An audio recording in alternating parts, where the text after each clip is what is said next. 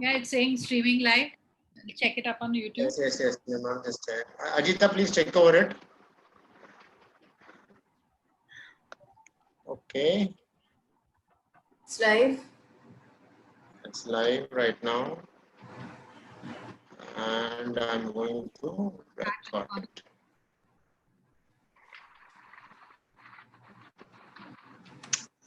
Okay, very good evening to one and all.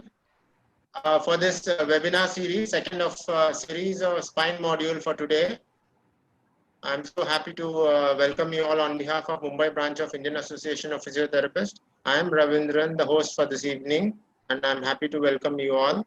This webinar series is done in association with Arthroscopy Academy, Mumbai. So without much delay, I'm handing over the podium to Ajita to take forward, who's the moderator for the day, to take over for this particular session. Ajita, to you.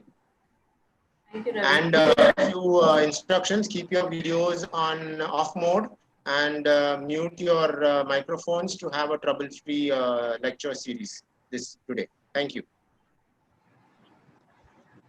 Good evening, everyone. On behalf of Mumbai branch of Indian Association of Physiotherapists, in collaboration with Arthroscopy Academy, Mumbai, I, Dr. Ajita, welcome all to this webinar series. Our first series was on shoulder rehabilitation, and now today we are starting with the second series that is on spine module. And this is our first session. The topics are movement impairment and spinal dysfunction by Dr. Rajni Muller-Patton, and influence of hip mobility on pelvic stability by Dr. Himakshi Basu. As mentioned earlier, I would like to give you a few instructions. Keep your audio and video on mute mode. Secondly, the chat box, whatever your queries, your questions are, please put it into the chat box. And after the, at the end of both the sessions, that is both the presentations, we'll have a question answer session. Now, it gives me great pleasure to introduce our chairperson for this session, Dr. Bhavna Mhatre. She was one of my lecturers in physiotherapy school at GS Medical College, and it gives me immense pleasure to welcome her. She's a professor in physiotherapy school and centers at GS Medical College with a vast experience of 38 years. She's a approved teacher for graduate and postgraduate programs in physiotherapy and PhD guide for MUHS. She has been a resource faculty for GSMC Femur Regional Institute and resource faculty for teaching technology MUHS. She's an executive committee member of academic committees, also students grievance committee, St. GS Medical College, secretary of research society, St. GS Medical College, and also a chairperson of departmental review board. Her specialty is in clinical reasoning of physiotherapy, clinical decision, musculoskeletal health, and management of movement dysfunctions due to various pathologies of musculoskeletal system. She has many research and publications in her name. Please help me welcome Dr. Bhavna Mhatre as the chairperson for today's session. Over to you, ma'am. Okay. Thank you, Ajita, for this kind words. Good evening, everybody. I have the honor of introducing for today's session Dr. Rajni Muller-Patton, who has completed her graduate and postgraduate studies from Mumbai University and her doctorate program from PhD from Cardiff University, UK. At present, she is working as a professor in physiotherapy and is a director of MGM School of Physiotherapy and MGM Center of Human Movement Science at MGM Institute of Health Sciences, Navi Mumbai. Dr. Rajni is an aspiring human movement scientist trying to explore movement forms of yoga, traditional Indian sports, dance, and daily activities for evidence-based integration of these movement forms in the efforts designed for health promotion strategies and also for attenuation of burden of non-communicable diseases and collateral promotion of Indian heritage in movement among younger generation. She also has a collaborative research with the engineers and continues in designing and validation of technology for rehabilitation, which can be used for the masses in rural and urban sector to address the unmet needs in healthcare. She has published and reviewed research work in the area of clinical biomechanics and rehabilitation. She is an apt speaker for today's presentations, considering her position as the member of development group for low back pain, a part of WHO rehabilitation program on the development of the package of intervention for rehabilitation. And she's also a clinical coordinator for MGM's World Spine Care Clinic. She has immensely contributed to the development of evidence-based model of care of underserved design by Global Spine Care Initiative. I now invite Rajni to begin her session on movement impairments for spinal dysfunction. Thank you. Thank you, Bhavna ma'am. It's indeed a pleasure to have you moderating this session. Bhavna ma'am has been our mentor right from our days in KM way back in '89. And it's such a pleasure to have you here, ma'am.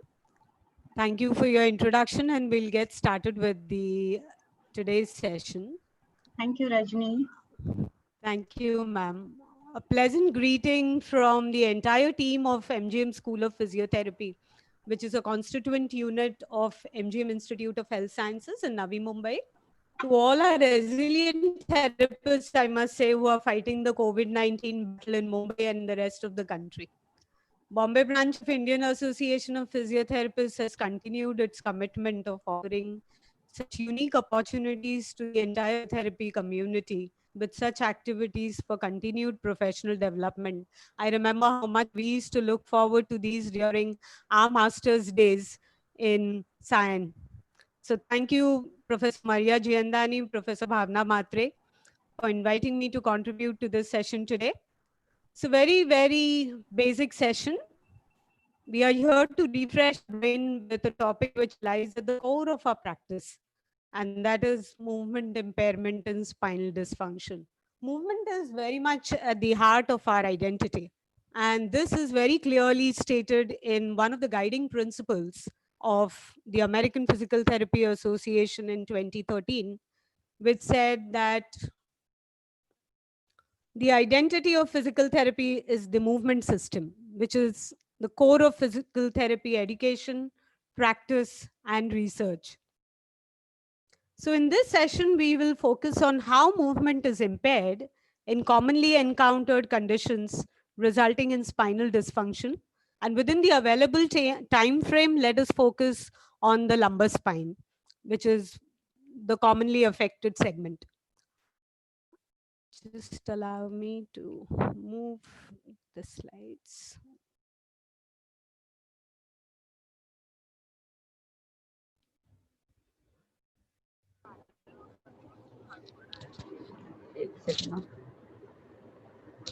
हाँ हाँ हाँ बोल बोल एक second hello हाँ Hello, yeah, I'm just trying to move the slides here. Yes. So we were talking about this guiding principle adopted by the American Physical Therapy, which reminds us that movement is very much at the core of physical therapy, physiotherapy education, practice, and research.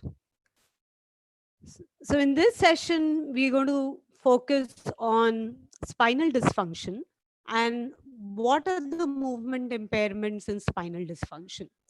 So as per the most recently coined definition by the North American Spine Society in 2019, spinal dysfunction is a syndrome which is defined as a clinical diagnosis for spinal joint complex disorder resulting from either abnormal posture, disc degeneration, facet joint arthropathy, which presents in either pain accompanied by or altered function. So let us begin with abnormal posture, which is very much at the heart of governing movement. So when we talk about posture, the commonest tool that we all use for observation in routine clinical practice is our eyes. And therefore, it's extremely important to train them to observe with meticulous attention. There's always room for objective, robust measurements, but meticulous observation is at the very beginning of our clinical assessment. In the lumbar segment, the normal alignment in the sagittal plane is lordosis, which we all are aware of. So, what is this typical average in a healthy adult male and in an adult female? We have noticed that females have greater average lordosis compared to males in a typical adult. But as our eyes scroll down towards the sacrum, we notice that the sacrum is more vertically oriented in males compared to females. Now we come to our first case scenario of a 43-year-old male laborer presenting with chief complaints of pain in low back, which is aggravated on forward bending, and he presents with a flat back posture. Now, what does this flat back posture result in, and why do we have to complain about this flat back posture? There's a lot of radiological evidence which is out there based on, I mean, these are findings quoted by a systematic review based on over 100 radiological robust studies, which demonstrate to us that obliteration of lumbar lordosis beyond the healthy average limit results in narrowing of the retroforaminal space.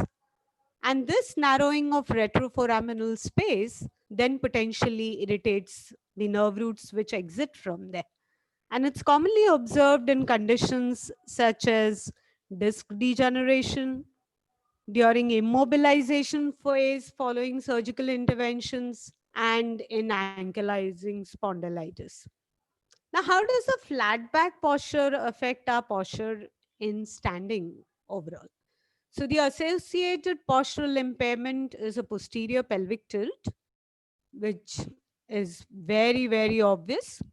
And then you have movement impairment, which is in form of restricted lumbar flexion and trunk rotation. Now, what are the muscular imbalance that is associated with this? Obviously, because of the posterior pelvic tilt, we have short hamstrings and we have weak hip flexors, largely the rectus femoris and the iliopsoas. Now we move on to our second case scenario, where we have a 55-year-old male Mathadi worker complaining of pain while bending forwards and pain while in the low back while walking. His radiographs very clearly showed exaggerated lumbar lordosis and anterior tilt of the pelvis. So let us now talk about this very familiar postural abnormality, which we all have grown up noticing in our clinical scenarios, and that is hyperlordosis or exaggerated lumbar lordosis. Now, when the range of lumbar lordosis exceeds above 34 degrees and falls between 34 to 48 degrees as it's recorded, we label that as hyperlordosis or exaggerated lordosis, commonly noticed in pregnant women, in dancers, in army force personnel, and in pathological conditions like spondylolisthesis. Now, the obvious postural alignment impairment with it, which is associated, is the anterior pelvic tilt that we see. The movement impairments associated with exaggerated lumbar lordosis are lumbar extension, which is coupled with trunk rotation, and ipsilateral side flexion. The muscular imbalance that we notice is because of the anterior pelvic tilt. We have the short hip flexors and weak hamstring muscles. Now, when we come on to his chief complaint of movement pain in bending forward.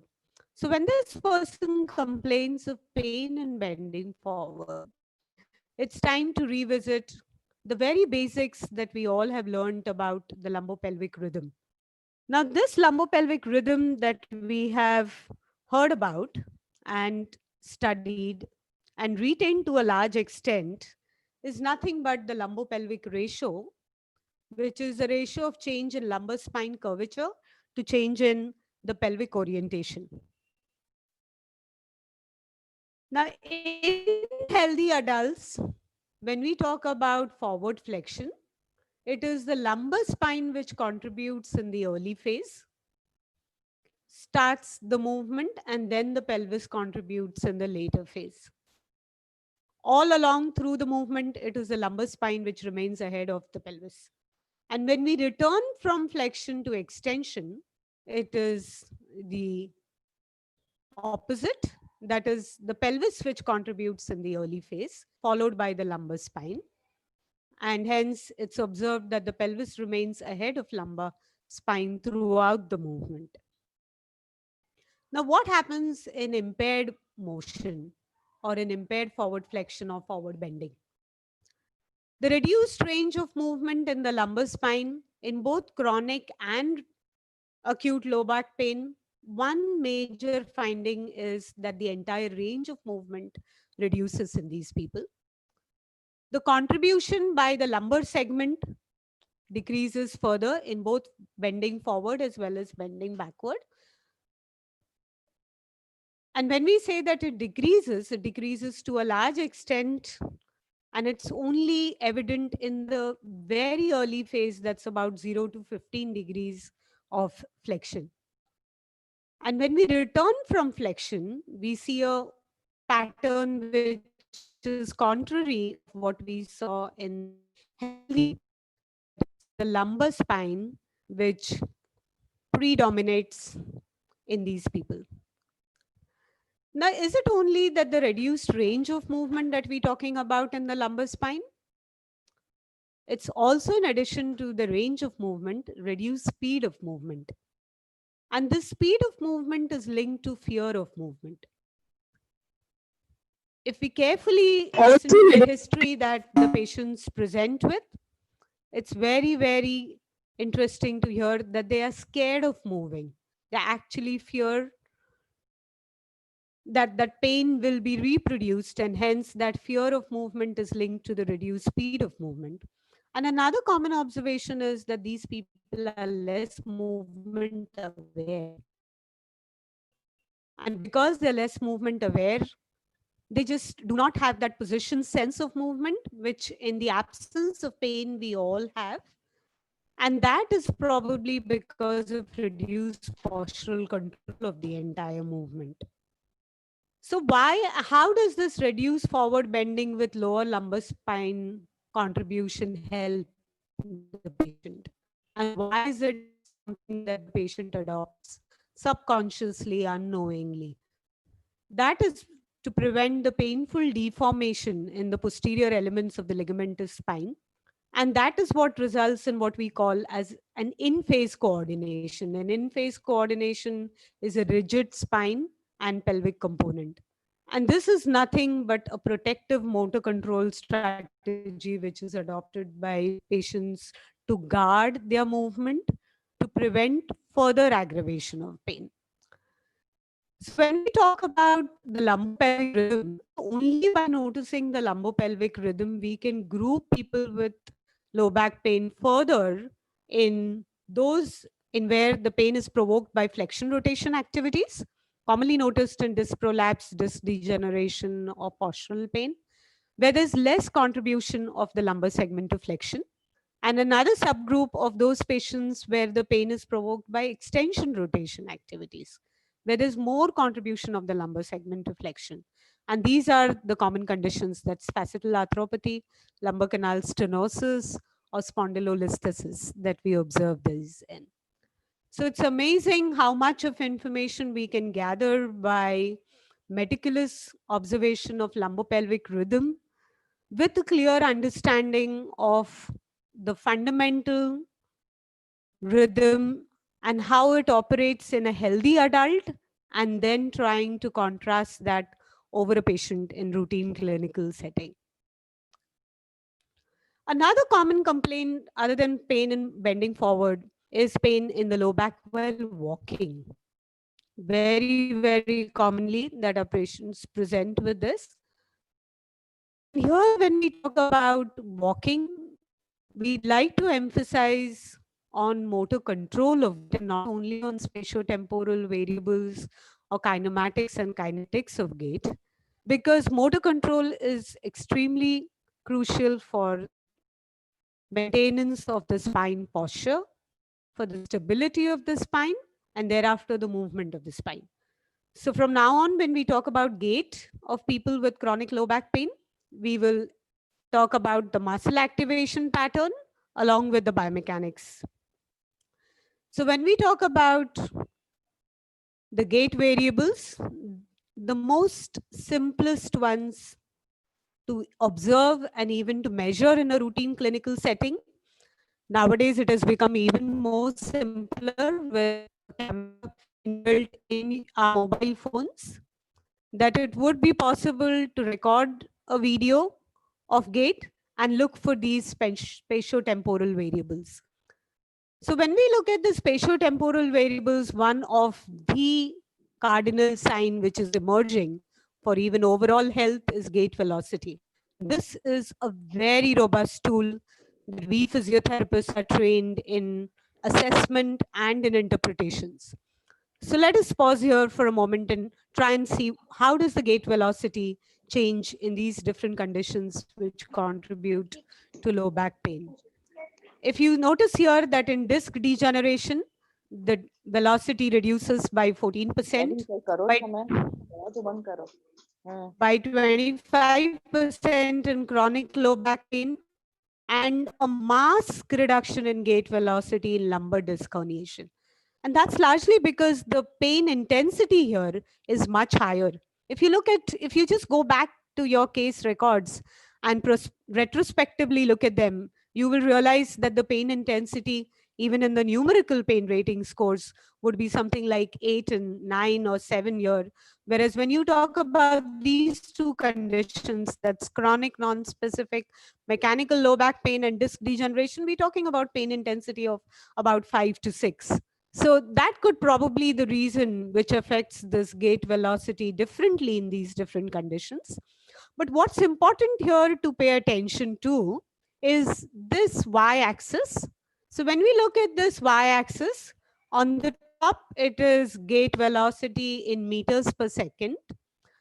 So we are talking about an average adult walking at a gait speed of 1.3 meters per second. So when we're talking about this gait speed, and if we split that into 3 halves, then you see that the first half, that is about roughly to about 0.3 meters per second, which is markedly reduced gait speed. People are largely dependent in their ADL activities. They are largely hospitalized and they are largely bound to be household for the activities. When you look at the next window, that is from 0.3 meters per second to going about 8 meters per second, you look at these are the people who are at risk for falls. Although they are venturing out slightly to be community ambulators, but they are guarded community ambulators. They're limited in their community ambulation as well, only as much as they need that they go out. Why? Because they fear that they might fall. They fear that that movement might aggravate their pain. And when you move on from 0.8 meters per second to say 1.3 meters per second to 1.4 with standard deviations, one standard deviation, it would go to even 1.5 meters per second. You're talking about these people who are completely independent in their activities of daily living. And these are the people who are actually out there into the outdoor activities, having their physical activity as much as is their schedule. So you see how much does gait velocity influence the overall participation of a person in daily activity. And this is very, very important that we physiotherapists should not stop at looking at the range of spine motion to be an outcome measure to understand how effective is our treatment. But to actually go on further beyond that and not only observe our patient walk in the clinic and outside the clinic, but how does the patient even behave and how is he responding to treatment in terms of ADL participation, in terms of community ambulation, and in terms of complete outdoor activity. So that's very, very important for us to shift our paradigm slightly only for spinal range of motion going on to gait velocity. Another simple variable of gait is stride length and stride duration. Once again, very, very much possible to measure that even objectively for your records with a simple video camera on the telephone, on the mobile. What we notice is that there is reduced stride length, and there is no surprise in this. But if you again look at the reduction, the maximum reduction is in disc herniation, whereas there is very little reduction in disc degeneration followed by chronic low back pain. So if you see that the order is the same, disc degeneration, which is a gradual process, is causing a very low or less impairment in these gait variables, followed by chronic mechanical low back pain. And it's obviously the disc herniations which are causing a large. So here we're talking about 26%. When we talked about gait velocity, it was 75%. So we're talking about a huge impairment there. Shorter stride duration, again, which is not a surprise to us that they take shorter strides, and there is a reduced length as well. And the level of evidence that we have to support this is moderate, which means we can have fair bit of confidence in these findings which are reported in the literature.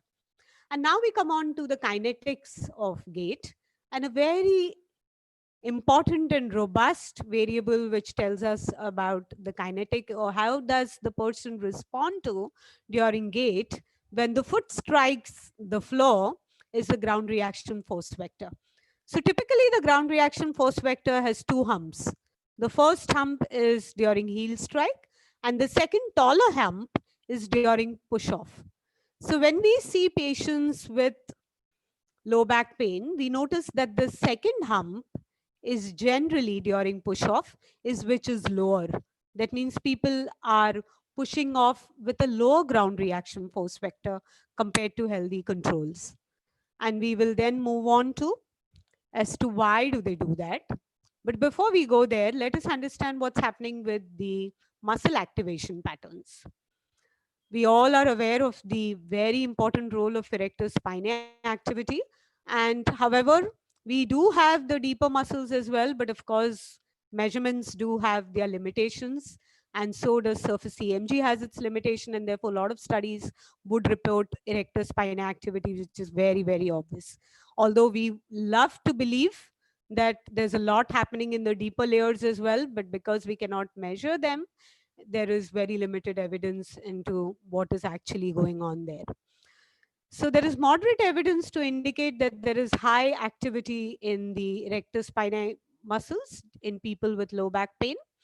And there is very limited evidence which tells us that the hip extensor activity kicks in a little earlier compared to healthy people, and it lasts for a little longer in these people with low back pain. Now, why is it that we have seen what we have seen during gait? These are the implications in motor control. Now, what we said was that the gait velocity was slower. And we're saying that the slow gait velocity and the in-phase pattern that we saw, which is a rigid pattern, which is a stiff hip, pelvic, and lumbar segment. So you're talking about the hip, the pelvic, and the lumbar segment becoming stiffer. And that's probably because of the associated erector spinae activity. And that all of this effectively reducing the movement in hip and the trunk. And this is nothing but to stabilize the spine. So it's interesting how a slower walking speed, a rigid hip pelvic segment with higher erector spinae activity, reduced movement in the hip and trunk is actually working to stabilize the spine in this painful condition. The lower walking speed is also guarding the patient to reduce the ground reaction force, and that reduced ground reaction force vector actually reduces the load impact on the spine. So when you're at push off and when you have a lower ground reaction force vector, the loading impact on the spine is much lower, and that therefore helps to guard the pain around here. So that gait pattern is again explained. And of course, this reduced movement in this segment, which is why you see in gait why there is limited trunk rotation and limited movement in the lumbopelvic segment. And that is to reduce further stress on the painful area. However, when there is movement which is reduced, it's interesting that the muscular hyperactivity with lack of movement, that, as we all know, causes accumulation of metabolic waste products, leading to chronification of pain. So on one hand, the body is adopting a strategy to control pain, to respect that fear of movement, to be very guarded, to reduce the ground reaction force vector, implying on a greater load on the spine, and overall guard the spine and reduce the pain. On the other hand, we're talking about the same reduced movement actually leading to a vicious cycle of chronification of pain. So it's very, very clear that we as physiotherapists and all of us who are clinicians managing these pain patterns need to break this vicious cycle with therapy and with comprehensive therapy. And why comprehensive therapy? Is because all along what we have noticed is magnitude of pain. So we've moved our lens of our eyes from the narrow lens of our eyes from the spinal range of motion. From spine, we've moved on now to the pelvis. We appreciate how much the pelvis contributes to it. Obviously, because ilium is a part of the pelvis, we appreciate how much the hip controls and influences this movement. And so we've integrated that into our therapy. And Hemakshi will talk more about this, and she'll also share with you as to how to. However, what we need to do is move on further from here and also appreciate that the proprioception of the movement gets affected. These people are less movement aware, and therefore their proprioceptive weight bearing is affected as well. And ultimately, this is what the people want to return to. They want to return back to a functional life where they can walk as much as they need to, do the activities that they are into, physical activity, the importance that we are reiterating to reduce the non-communicable disease burden as well. So we need to move on from motor behavior and motor system to even proprioception and psychological factors, of course, which are causing a huge impact on pain. So all those catastrophizing factors and the fear of movement, which needs to be addressed as well in our therapeutic planning.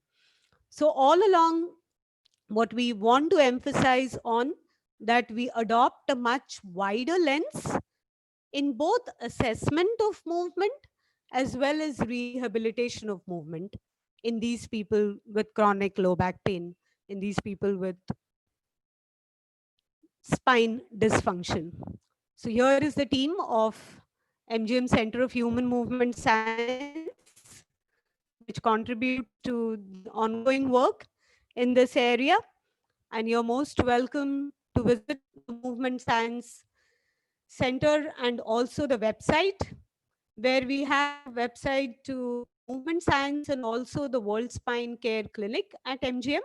Very soon, there will also be a sharing of the link which World Spine Care and Global Spine Care Initiative together have developed in such situations of pandemic to guide physiotherapists, to guide clinicians as to how we can address our patients through tele-rehabilitation models for both assessment and to hold on to them until contact therapy is available. So thank you very much, all of you, for your patient listening, and we're open to questions at the end of the session, I believe. Thank you once again.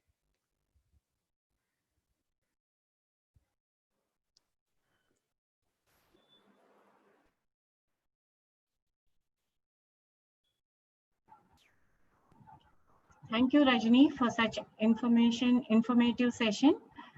We now move to our next sessions. Question answers will be done at the end of the session. Our next speaker, Himakshi Basu, who's going to talk on hip mobility and pelvic dysfunction.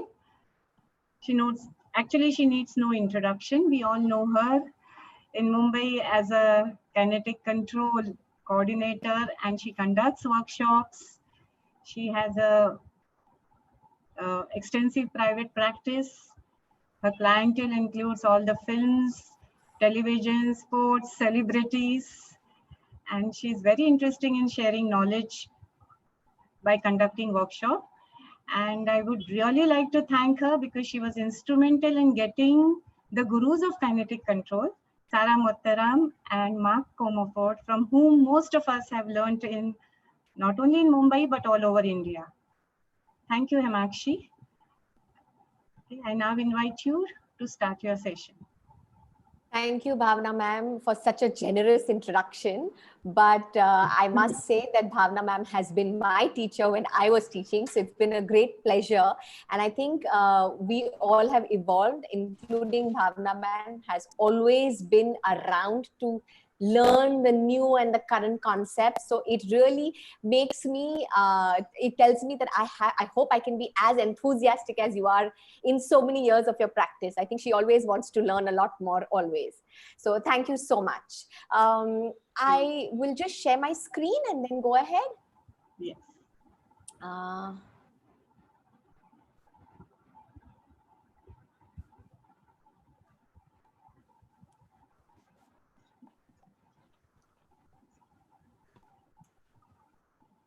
Okay.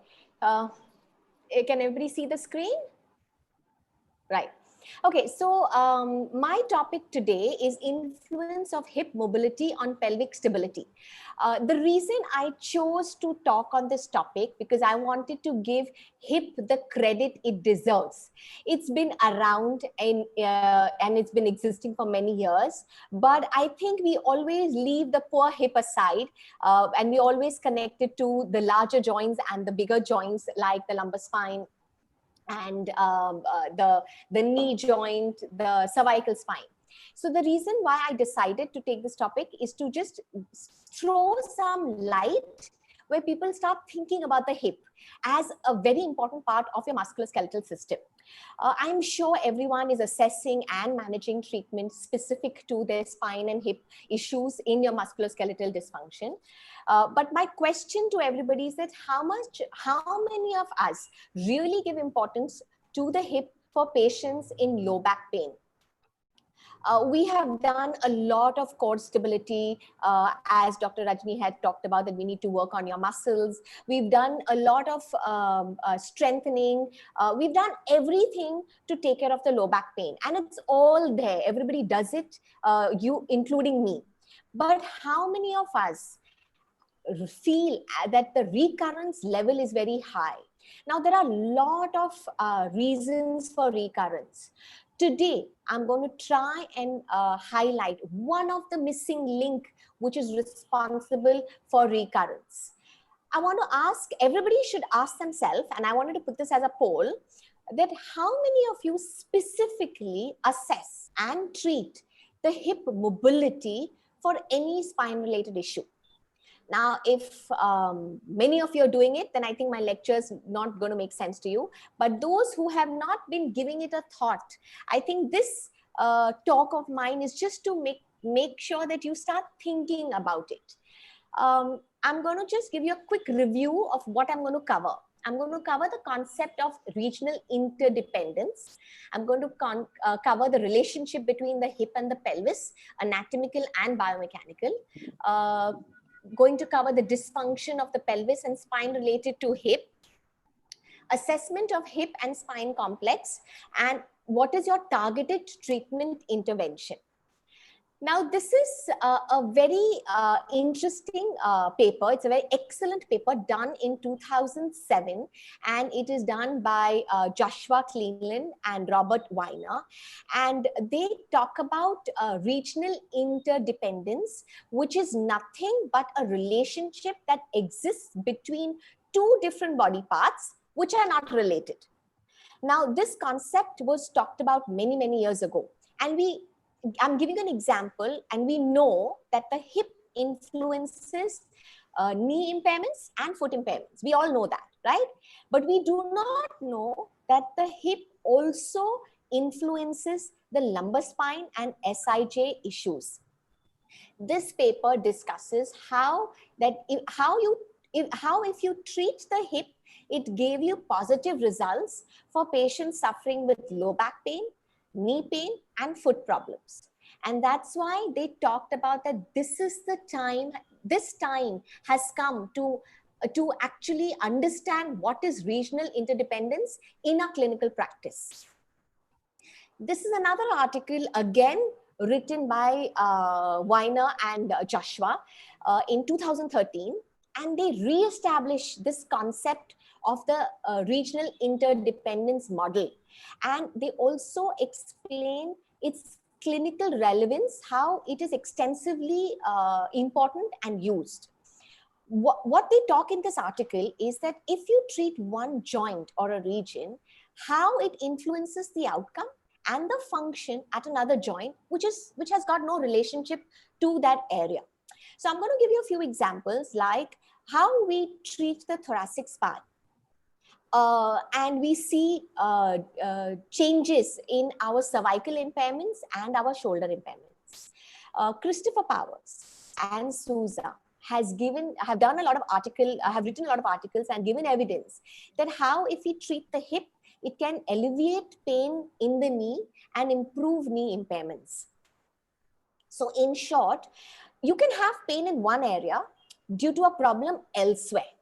And why does that happen? So it's not only a biomechanical or a mechanical link, but there are other factors which are also related to it. So besides your musculoskeletal, it's also the link is biopsychosocial, where Dr. Rajani talked about that the fear of movement, the anxiety, too much pain, all will affect the way you move. Your neurophysiological, which is your radiating radicular pain.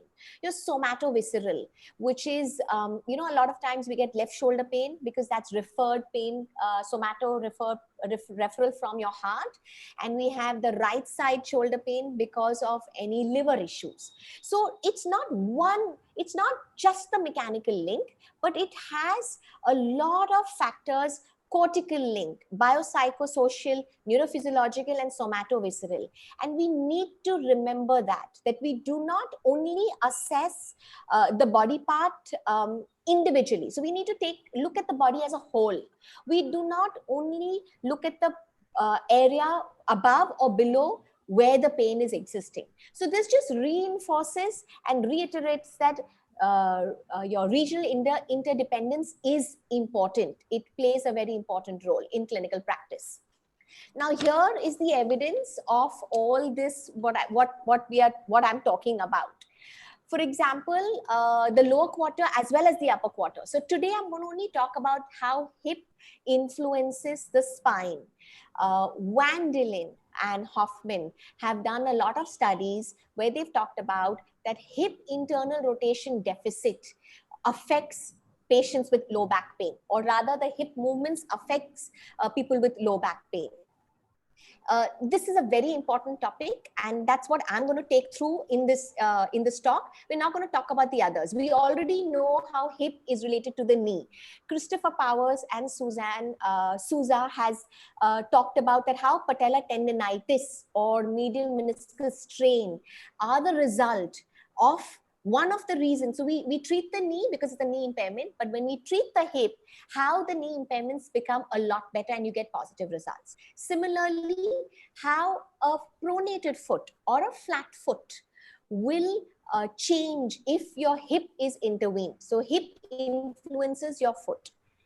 Similarly, in the upper quarter, how your neck posture, forward head posture influences your scapula and your shoulder impairments and your signs and symptoms. Similarly, the thoracic spine, when you have a kyphotic spine, again, that changes and influences the scapula and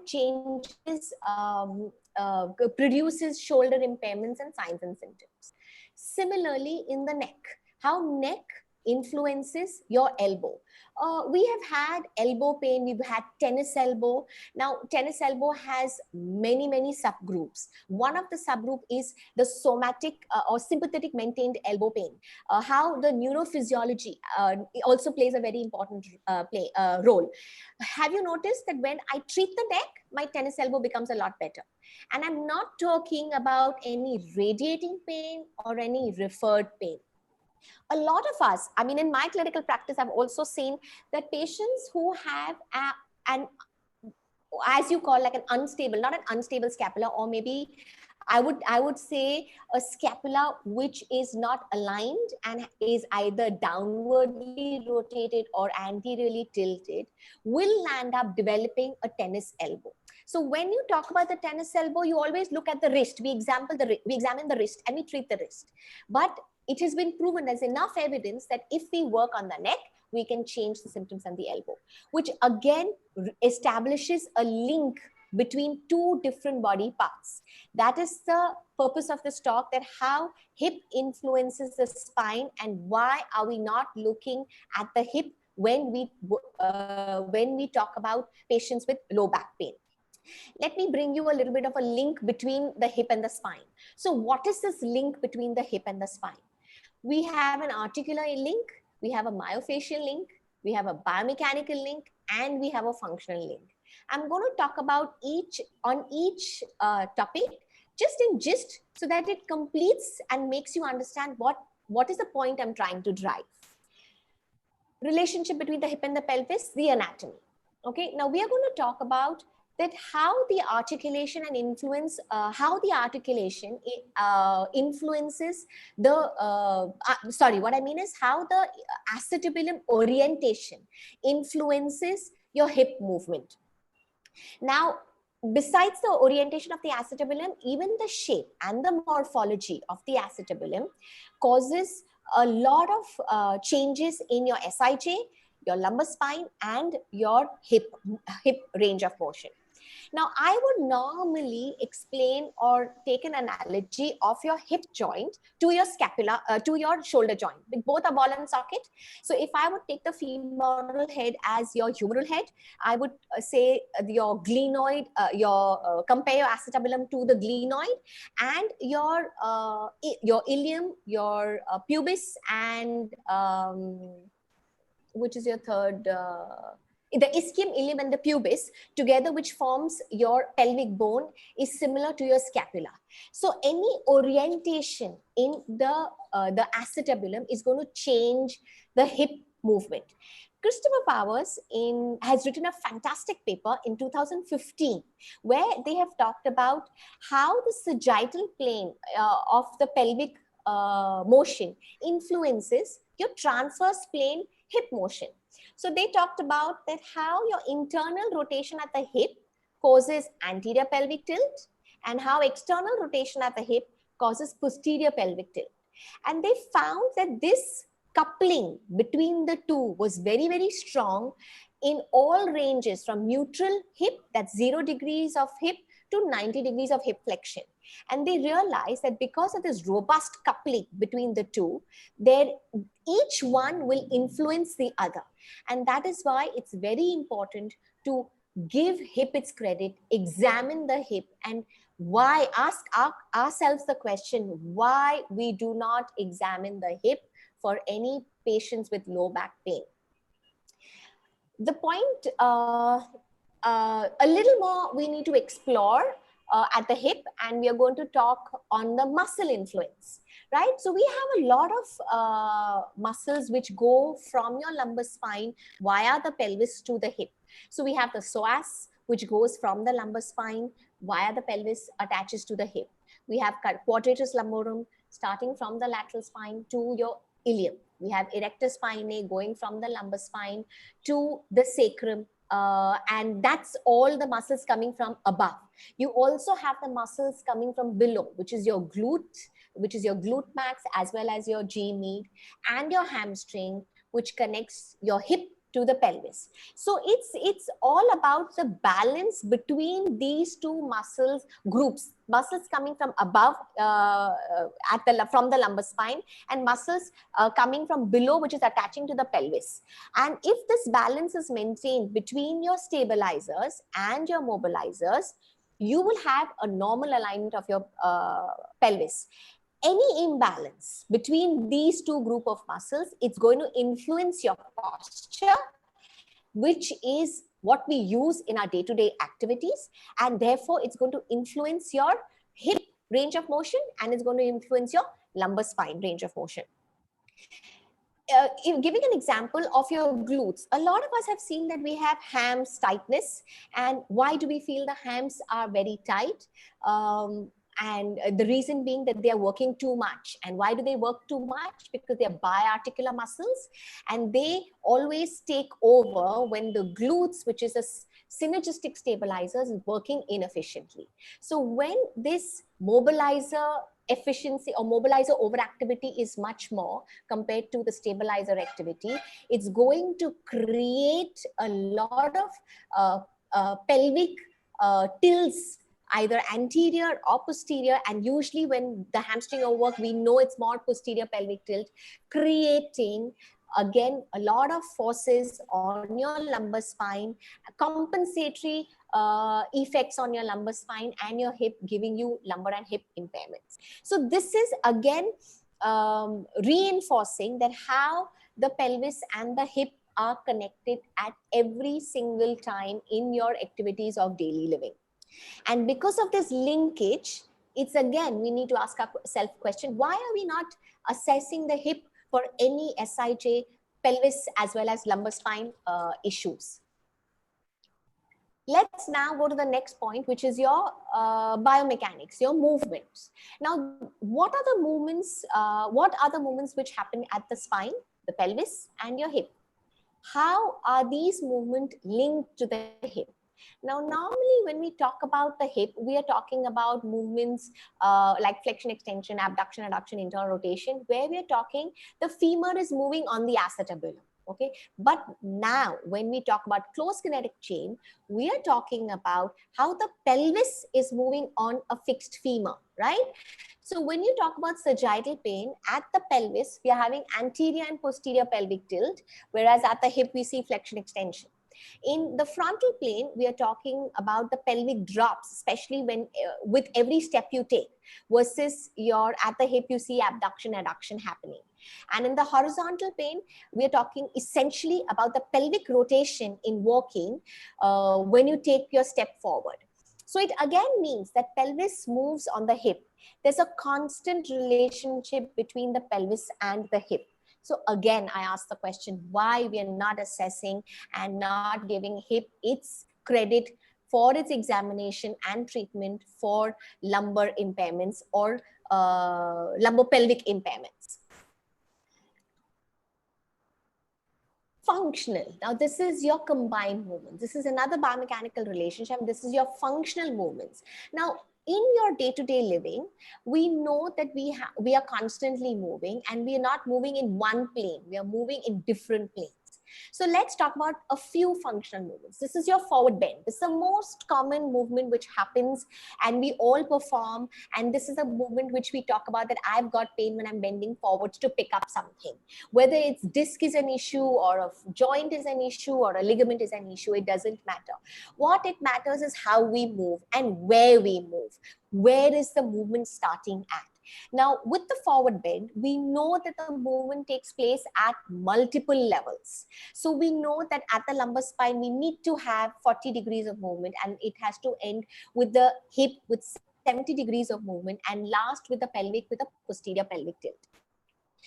In sit to stand, again, we have to check how much, where is the movement initiating? Where is the movement starting from? Posterior pelvic tilt to anterior pelvic tilt. So we are constantly looking at the movement happening between the lumbopelvis and the pelvic and hip. So again, why are we not looking at the hip for any patients with low back pain? This also explains the concept of relative flexibility. As Dr. Rajani said, that a lot of times when we bend forwards, if your hip is stiff, we know there will be a compensatory relative flexibility movement happening at the lumbar spine, giving you low back derangement issues or any kind of low back pain. And this is the most common, especially when you're sitting. So most of us sit slouched. And again, it reinforces that my hip gets stiffer and my lumbar spine is moving a lot more. So again, the relationship between the lumbopelvis and hip. In side lying abduction, what do? We create abduction at the hip, and we also create a hip high, which is again, your hip and pelvis move in conjunction. In your combined movements like kicks, your dance, your throwing activities, and a lot of other activities which you do, we constantly see this combination of movement. That is the reason it only reinforces to ourselves more and more that how we must look at the hip when we are talking about lumbopelvic stability. Next, we're talking about what influences the hip. Okay, the different areas are your articular influence, your myofascial influence, your motor control influence, nobody can escape. Your strength influence. I think there's somebody's mic is on not mute. Okay, so coming back to the influence of the hip in relation to the myofascia, articular, motor control, and strength. Now here is an article which is an excellent article, and it talks about this paper was written in 1993, and this paper came in before the concept of RI, which is your regional interdependence. It talked about the how to explore the spine pelvis mechanism. And it also talks about the influence of the hamstring length to the SIJ kinematics. Okay, so this is all the evidence which is there in literature, what we are discussing. And because we see the evidence, we need to apply this evidence clinically. So this article very interestingly talks about that how the hamstring is connected to your sacrotuberous ligament.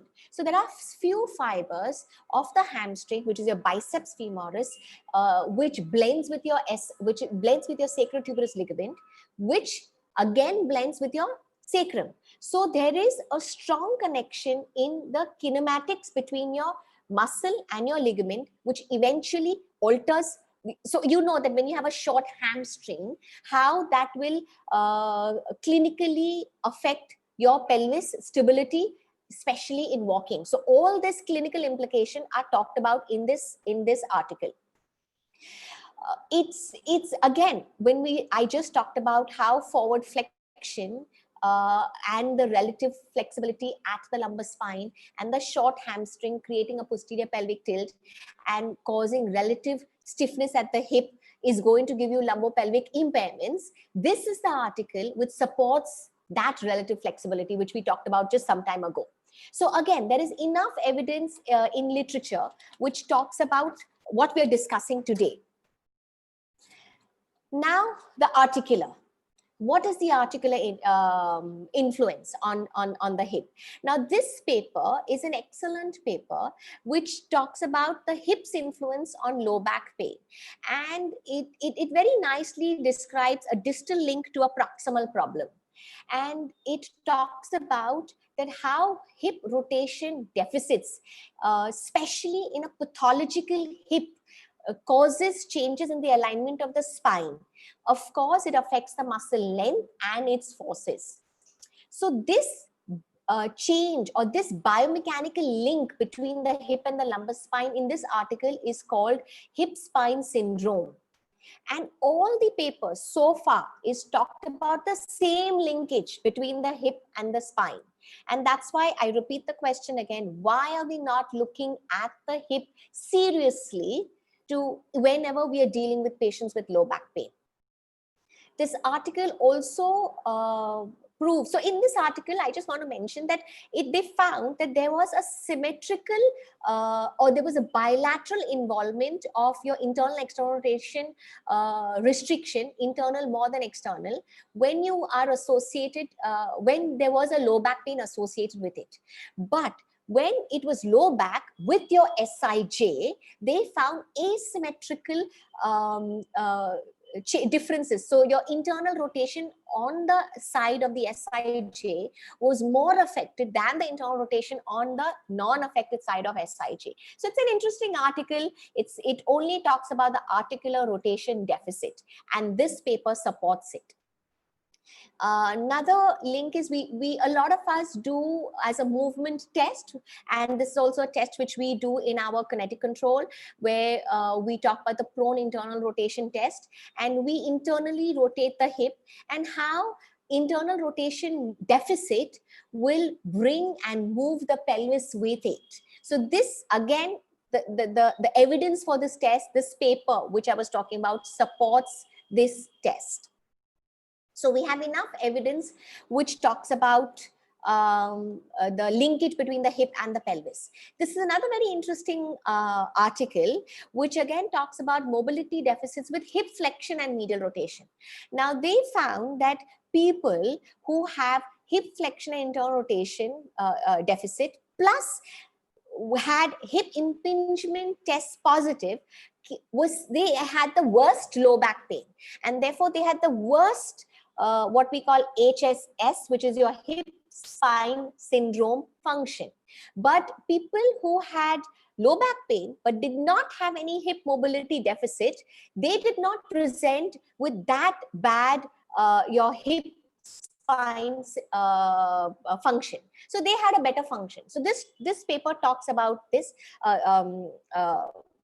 It supports this, and again tells us that how hip and spine are very closely related. These are the other tests which again we do in a movement examination, that when we do a prone knee bend test, where if I have hip extension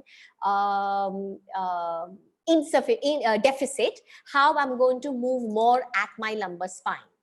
This is another test where we just lift the hip and we realize that if I have hip flexion deficit, I'm going to move and hike the pelvis and move the hip complex, pelvic complex with the lumbar spine again, and showing and telling us that how they are all very closely linked.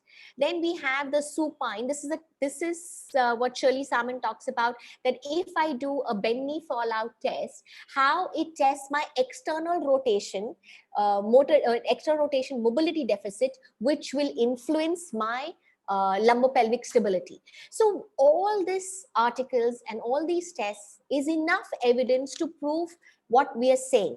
So again, important, do not please give hip the credit and the importance which it deserves. This is another test where we call the knee swing test. Where we swing the knee into internal and external rotation, and then we check how we can dissociate it with your pelvis and the lumbar spine. And those who have these deficits will definitely fail the test, and they will move the lumbar and the pelvic as a whole complex with the hip. This is now, so we talked about the articular influence, we talked about the myofascial influence. Now we are going to talk about the muscle strength. Now this is a very nice article. It's a good literature review which talks about that how more than the hamstrings, where we give such a huge importance to hamstring, it's the strength and the length of the hip flexors and adductors which influences your hip movements, and therefore it influences your lumbar and your pelvic complex. It's again the question which you ask: who is the patient and what is the activity the patient has to do? And therefore your length and your strength will vary, and the affection in some people will be different depending on what activity they are demanding, whether they're demanding to flex more or whether they are demanding to do more sitting activities. Okay, so that's again another nice article. This is another article which talks about on motor control. So this is your last point, which I talked about, which influences the hip, where they found that when you are walking in your single stance, how your glute, your posterior glute med and your glute max with your oblique need to be in good control, so that your lumbar spine moves efficiently or your pelvis moves efficiently. Now, when we do a small knee bend, we all know that when we do a small knee bend and we bend, it's like a mini squat. Whether you do double or single, you need to have good control in your glutes and in your posterior glutes, as well as your G knee and your G max, to make sure that the movement happens efficiently. And we constantly use this movement when we are climbing stairs, when we are walking, when we are squatting down. And that's the reason why when this motor control is affected, like your glutes efficiency is affected, is when my hamstrings will overwork, my iliotibial band will overwork. And what do? We stretch. Okay, yes, we stretch, we do trigger point release, but it's not only about stretching. It's about what we look. It's about looking at these deficits and retraining the deficit. So you stretch, but if you retrain the muscle, where you retrain your glutes, glute max and posterior glute med, you will automatically reduce the activity of your hamstrings and your ITB. So how your motor control at the hip is influenced, how this motor control influences your lumbopelvic stability in your day-to-day activity. So that's another evidence which we are talking about. Now, I'm just very quickly going to go through the assessment of the hip and pelvis. If anybody has any question, please put across in the chat, and I guess I'll answer it at the end of the session. We just have a little more time where I'm going to talk about so when I talk about the assessment of the hip, we're going to talk about pattern recognition. So we need to understand the pattern recognition and screening questions between your hip and spine. So we need to understand who is the hip guy, who is the spine guy. Okay, and how do we know? We know this hip related issue is a mechanical issue. So we need to identify the area of pain. We need to identify the activities which produce the pain. So obviously, all the activities which moves the hip, where you're walking, you're sitting to stand, where you are jumping, you're climbing downstairs, where the hip is moving, whether those are the activities which is giving you pain. Obviously, the spine is accompanying with it, but is the hip more of a problem or spine? So if it's a pure hip related problem, it will not complain of any spine pain. It will not have any spine trauma. You will not have any referred or radiating pain coming to the hip from the spine. So you need to differentiate the spine guy and the hip guy, which is very, very important. Hip mobility assessment. So I normally divide into 3 parts, where we do articular, passive. So we check the passive range of motion in all your sagittal, frontal, transverse plane. And we also check active movements in all those planes. And we also check accessory movements. Similarly, we do all those 3 where the spine and the pelvis is concerned. And it will give you enough information to tell you whether it's a hip mobility issue or it's a spine mobility issue. Then you have your mobilizer's length, your myofascial issue. So we are going to check all the muscles we talked about, your quadratus lumborum, the iliotibial band, the piriformis in the hip, which is so all your rectus femoris, which is again a biarticular muscle which connects the pelvis to your hip. All these muscles we are going to talk about the myofascial length, and it's important. We do a hip flexor, so we do a Thomas's test, your modified Ober's test. It gives us enough information about the length of the mobilizers. Now, mind you that it's not that we have, like in my 26, 27 years of practice, I've very rarely seen an actual short muscle, like a short hamstring or a short hip flexor. Actual length is affected. Very rarely. We need to understand that we are talking about overactive muscle, which tightens up and it feels short, but when you check the length, it's not short. It's overactive because the stabilizer is not working efficiently. And that's your next evaluation. You need to do your movement control evaluation. And we do this a lot more detail when we do our workshops when we do our kinetic control workshops.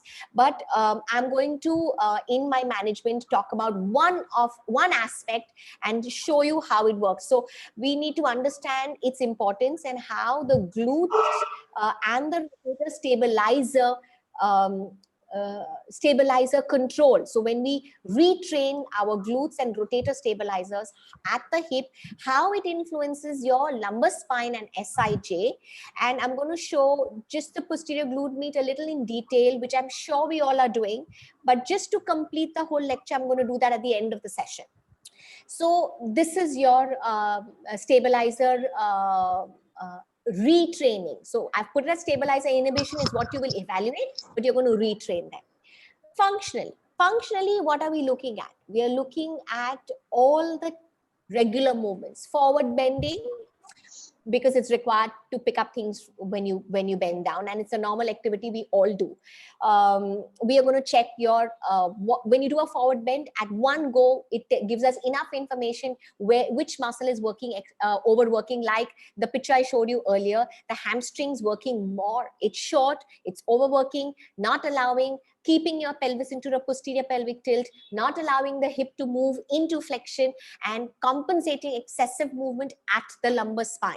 So that's your one evaluation. Your sit to stand, we are going to check where the movement begins, your pelvic tilts and your pelvic rotations from sitting to standing, from posterior to anterior. Okay, your single leg standing, which is again very important. We climb stairs, we run, we walk. It's constantly, we are doing things on one leg. So we're checking on the efficiency of glute med, your classical Trendelenburg test. So we need to check that efficiency.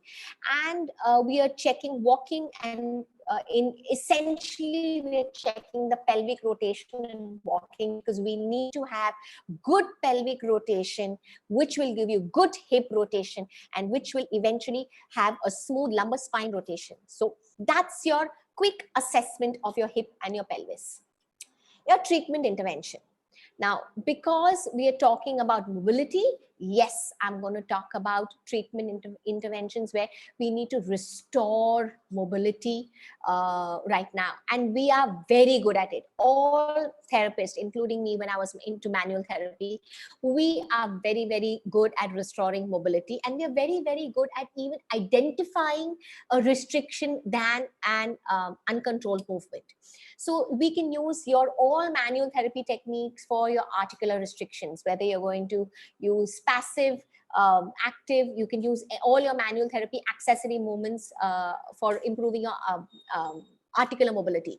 Your Mulligan, your MWMs is fantastic. It's huge, it's big, and you get fantastic results with your MWM where your articular mobility is concerned. And I'm sure everybody is doing that and understands that. Mobilizer inhibition. So it's not only about mobility, it's about how you can restore normal range of motion, keeping all the other factors stable. So here, your mobilizer inhibition of your QL, TFL, rectus femoris, piriformis, your superficial glutes, and your big adductors is very, very important.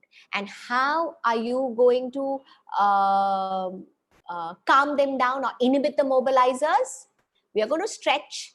We are going to do what we do now in the movement world is AIRs, is active inhibitory restabilization, which is we talk about a lot in our workshop.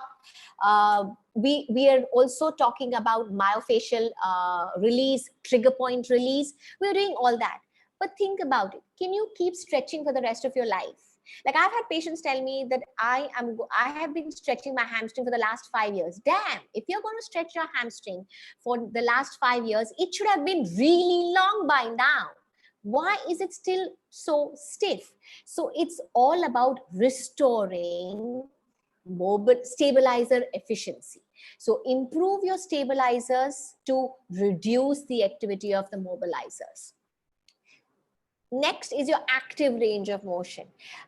Hip mobility exercise. I'm going to show you a few of my hip mobility exercises, and how everybody's hip mobility exercise is different. The range is different, the capacity is different, and trust me, including me, I feel when you exercise and you work out and you think you're really fit, yes, you're fit in a lot of sense, but have you really checked your articular mobility? And I've put a video of mine when I started off how there's a huge difference between my right and my left. Okay, so to get your articular mobility, and then also to work on advanced mobility. I don't know whether everybody's heard about FRCs and CARs. Your FRCs is nothing but functional range conditioning, and your CARs is controlled articular rotation. And I think we normally don't work on this. We stop at our active range of motion. I feel a lot of us stop at our mobilizer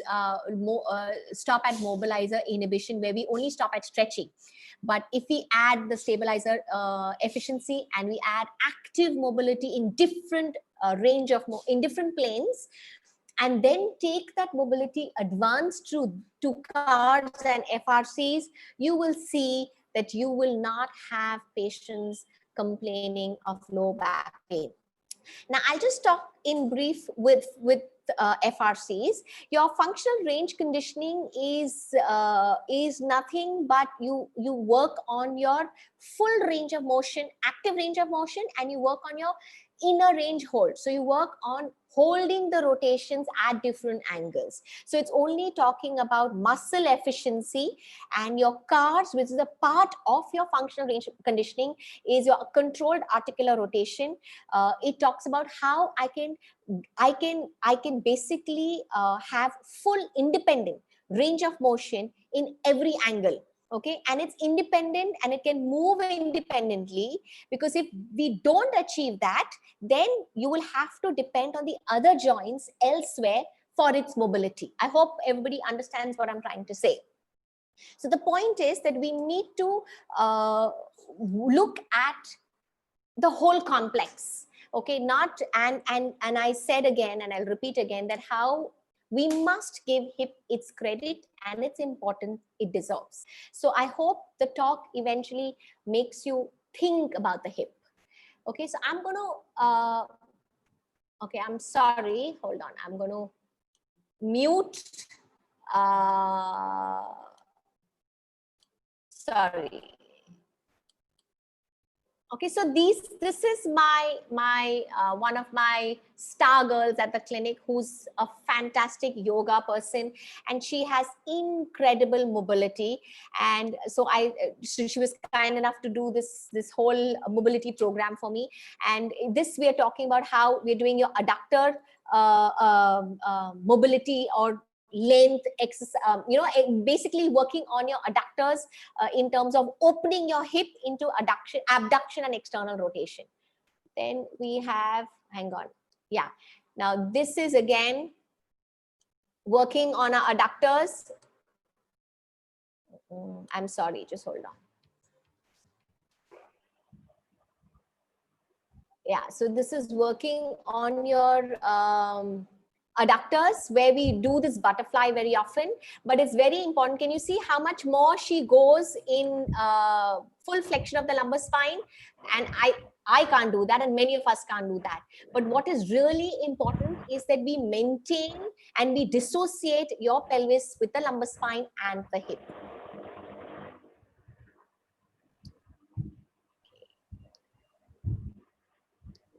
Okay, this is again, we are going to talk about our hip flexors on the right side.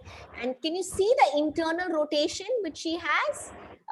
In fact, this is external rotation, and there is another video where she is doing full internal rotation, which is your W sitting, and how it really improves your lumbo-pelvic stability.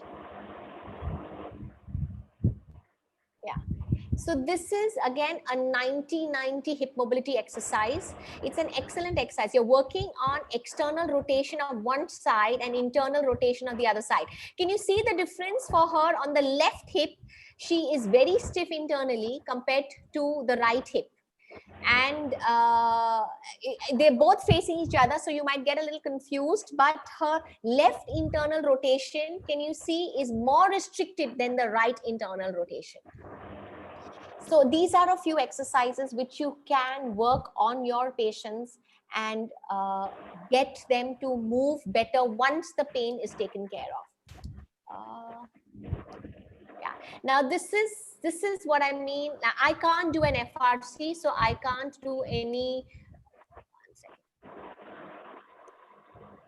There is a huge difference of mind between my right and my left. So if you see the right side, I will go up into full external rotation, go into internal. Now I'm moving back from internal to external and bringing it back, making sure I don't compensate at the hip. But on my left side, can you see my pelvis rotates a lot more?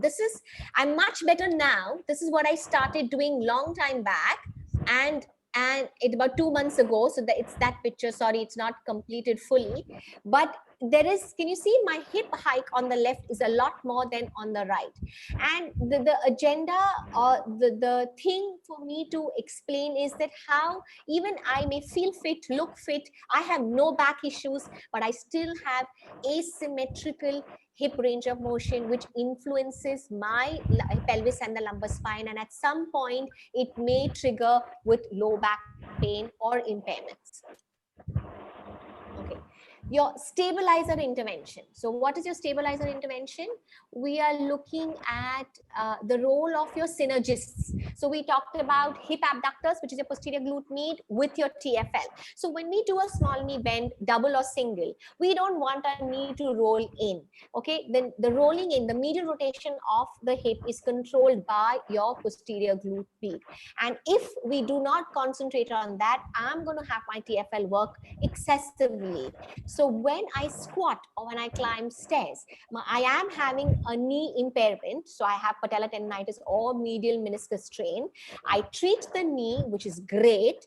But eventually, if I do not, and I stretch my TFL because I've got a lot of trigger points and I've got a lot of tightness, I get my length back, but I do not seem to fix the problem. So to fix the problem and fix the impairment, it's very important to fix the stabilizers. So retraining the stabilizers at different levels. Now, you have to understand, a lot of times, trust me, forget our patients. Even when I have my gym guys come to me, they have shit hip abductors, which is your posterior glute med. They can't do what I can do, but they can do a lot by doing the combined movement, which is cheating with your hip abduction and hip hike. Okay, and I'll explain to that in a minute with you. Working on your hip stabilizer program, which is your posterior glute med, which is what I'm going to show you guys. Just quickly, posters, how I work through. Working on your glutes and your psoas to bring about your SIJ and your hip stability. Working on your glutes and your obliques together and I would say even your rotators, hip rotators, to give your hip, SIJ and lumbar spine stability. So in short, we need to integrate. That's very, very important. We are so used to working everything separately. So we work on mobility separately, we work on stability separately at different joints. But it's important to integrate all your stability program, your mobility program, your control program, all together to bring out great outcomes, better function, and better outcomes to get and move better. So this is what we are going to do in our management. So this is the exercise where I have the glute med. Everybody's aware of the glute med. So what the glute med does, this is the beginning of your clamshell. Your glute med is an abductor, extensor, and external rotator, right? So that is what we need to achieve, which is your sideline abduction.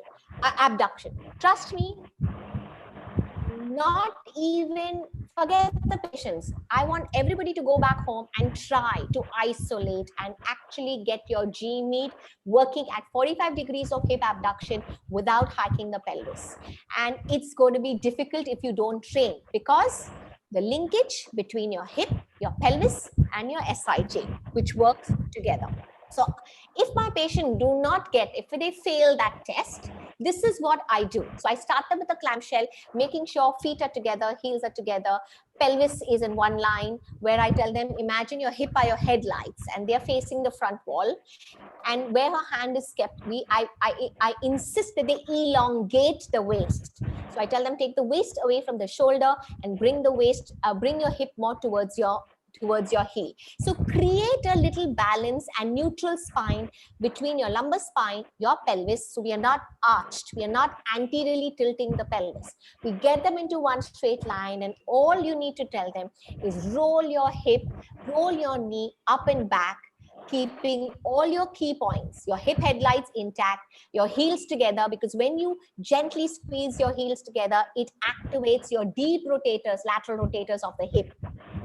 It activates your transverse abdominis, your core muscles, and your pelvis in neutral. When I give them a cue saying, keep your grape under your waist and don't squash it, you can use your grape, you can use an ice cube, it doesn't matter. When you tell them, it really emphasizes the alignment whilst you're exercising. These are just simple cues for them to work better.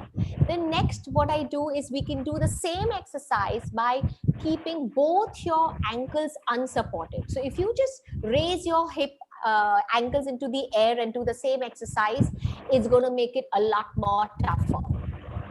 This is the next progression. I don't have the picture of the feet in air, but this is the next progression, where if you just bring your foot a little closer towards your knee and let your knee fall down. So you're already creating a stretch in the muscle, and now you're working from outer range to inner range. So that's the next progression. What is now? This is what we want to achieve. So this is your end result: extension, abduction, external rotation without hip hike, anterior tilt, and lateral flexion at the lumbar spine. So this is how we would progress. This is at a higher level. So if I have an athlete, I want to take it to a more advanced level of strengthening. We can do a lot of things. We can make the intensity of the exercises difficult. We can make the position difficult.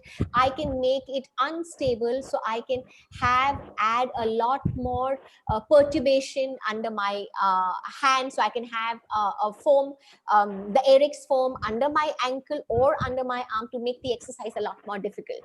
So taking the exercises to different level, it depends upon what is the activity of the patient, what is required for the patient. I may not want to do this for a housewife, okay? But unless the housewife is very active and involved with a lot of sports, I may want to take them through that level. So it's important that you ask yourself, who is the patient and what is the activity involved and what level you want to take them to. What is the function they're going to perform and what is the task they need to perform. This is another glute med progression in standing, where you put them against the wall and we gently push the ankle and the knee towards the wall, and it's working both sides equally well. I mean, there are tons of progression. I have only shown you all just a few. So as much as you do it in lying, eventually you have to integrate it in your closed chain. It's very, very important that you bring that closed chain integration to get maximum function and mobility.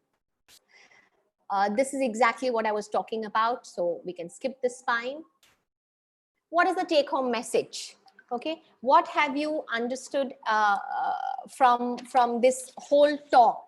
I've talked about regional regional interdependence, especially with the musculoskeletal dysfunctions. And I showed you enough evidence for that, right? So we must not forget that regional interdependence. We talked about the hip-spine mechanism, where how the hip and spine, how hip influences the spine, and how spine influences the hip, and how we have different relationships. It's not only the biomechanical relationship, it's articular, myofascial, biomechanical, and functional. And there's enough evidence about that. Then we talked about the hip mobility, its influence on SIJ and the lumbar spine, with enough evidence. And as much as we know that hip influences your knee and the foot, we must realize that the hip also has a huge influence on your SIJ and your lumbar spine. And last but not the least, the hip mobility to be integrated with stability. So it's not only about mobility. It's when the mobilizer is overactive, it becomes a stability dysfunction. Everybody gets that? So you need to work on stability. So your mobility has to be converted to stability. And if we keep all these aspects in mind, I'm sure this one of the missing links of hip mobility, hip stability, and if you work on it together, we will be ensuring that patients with low back pain or low back impairments will not have recurrence, or the risk of the recurrence will be hugely reduced. So I hope I have driven my point across, and I hope it helps you, because it has helped me a lot in my clinical practice. Thank you. Bhavna ma'am, I'm giving it back to you. I don't know how to stop sharing my screen. So hold on.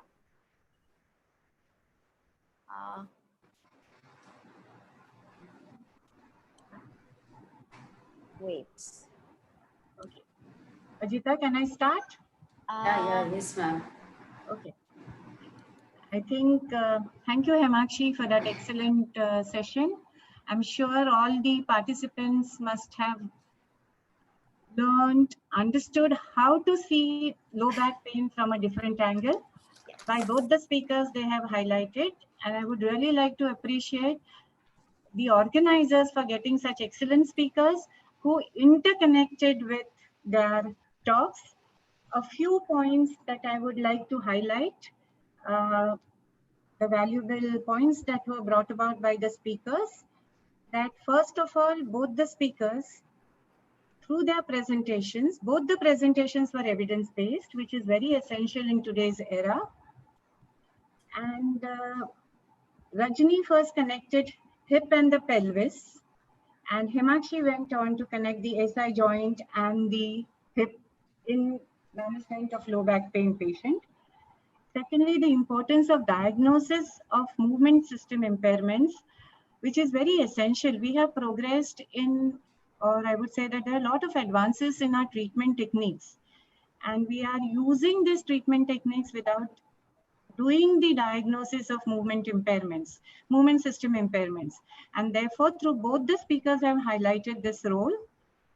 A special mention to Rajni, in which he talked about how the physiological variations of postures can cause symptoms of low back pain, the flat back and increase in lordosis, how gait velocity and step length and stride duration can be used as outcome measures when we treat patients with low back pain. I would like to add here, Rajni, that since we treat the hip and the pelvis along with the for lumbar spine, what you have rightly brought about, this gait velocity, stride length, stride duration, at times the symptom of low back pain disappears. However, the patient still continues with the faulty movement pattern which they have adopted. So we need to also treat and look into that matter while planning our treatment intervention. Himakshi has talked about the importance of assessment of hip. Actually, in our, right from when we start doing our assessment, Himakshi, I think we were told that one joint above, one joint below has to be assessed. Yes. Yes. But the way you brought about the importance of assessing the hip joint with your clinical reasoning was excellent, I would say.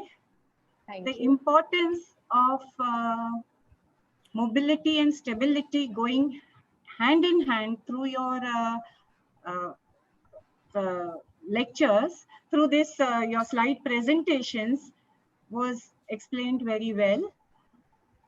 Both the speakers, I think, have explained in a very easy manner, which was made to understand for all the participants, because they showed the videos as well as their slides were self-explanatory. And the importance of stability before doing strength training was highlighted by Himakshi, and that is what we need to understand, that articular stability, that is stability in terms of functional range, and stability with respect to rotational control is very important for management of low back pain when we are considering the hip joint also. So lumbopelvic hip stability is an important criterion when we see patients with low back pain. Anything else Rajani or Himakshi wants to add on to what we have said? No, I think it was just a great coincidence that Rajni and my lecture was just beautifully blend. So I was quite happy when I was hearing her, because it just reinforced the whole topic together. And Yes. I think it's really important for all of us, as I've always said, that why do we not give the hip its importance? And as I always said, that you need to have your mobility, your stability, and look at the body as a whole. I mean, I hope if this message is taken across, then what Rajni ma'am and what I'm saying, I think that's taken care of totally. Yes. Yeah, Bhavna ma'am, the same thoughts. I echo what Himakshi mentioned, that it was quite complimentary. In fact, uh, some time ago, I had the prone hip test, but then I thought, Himakshi is covering hip. So this whole thing of having a wider lens to our eye during both evaluation and management is extremely important, as you all have taught us as our mentors right from day Yes. one, that don't focus the lens only on that joint. I mean, it's not been in a tertiary healthcare clinic where we have the luxury of the patient walking into the clinic, and we have the luxury of spending that contact time in a session of having and targeting only at that joint, but looking at the person as a whole and as to how she or he needs to function in the society. And having that wider lens is something that we all appreciate, and I think that has come out very well. So I hope the participants have benefited from there. And any questions, I saw a few questions to which I have answered, and I think there are a few for Himakshi. Okay, Yes. I haven't seen them, so I will just, if somebody can. That's why only I said, I think the organizers have done a homework when they invited you and blended it very nicely. So I really Yeah, appreciate the organizers. Brilliant was job. so- Yes. Right, I was so pleasantly surprised when I saw Rajni's lecture. I said, it's just perfect for today. Yes, So it's nice. exactly. Okay, so before I hand over it to Ajita, I would again like to thank Maria and her entire team of Mumbai branch of Yes. Indian Association of Physiotherapists in association with Arthroscopy Academy for continuing this professional development programs, especially during the time of this COVID pandemic. Thank you once again. Ajita, to Yeah. you.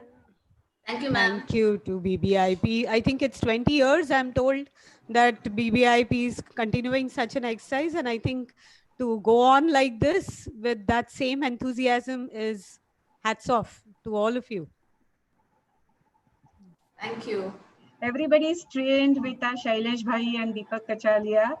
So everybody is following their footsteps. Exactly. I mean, we have, as students, have been on the other side. And I think it's only the faces that are changing, names that keep changing on the session, but the enthusiasm, the energy is just the same. So brilliant. Thank you. Yes, and also not Thank to you. Thank you very much. miss out Dr. Dastur also. Yes, Madam of Dastur. course.